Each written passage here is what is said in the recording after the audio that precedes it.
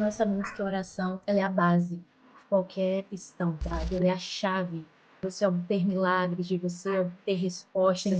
Sempre carrega essa frase comigo, Lucas 1,37. Não há impossíveis para o Senhor. Não tem situação, não tem cenário que Deus não tem poder para mudar. Porque a oração, ela é a ponte de Deus, do homem para com Deus, sabe? E a nossa oração, ela tem poder para fazer. Tiago 5,16 diz que a oração do justo, ela pode muito em seus efeitos. E se você quer ver o vídeo completo, digita aqui, eu quero, que eu te mando o link no direct.